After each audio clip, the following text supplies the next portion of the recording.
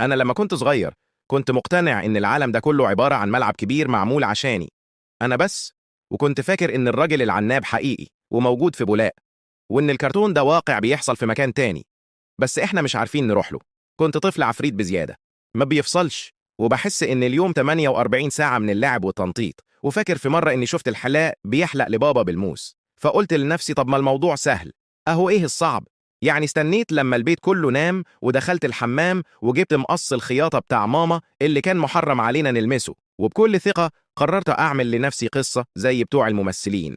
النتيجة كانت كارثية، شلت حتة من قدام وبان الجلد، وبقيت شبه الشخصيات الشريرة في أفلام الكرتون.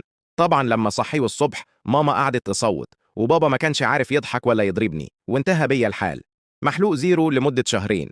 وكل ما حد يسألني أقولهم دي موضة جديدة، بس انتوا مش فاهمين.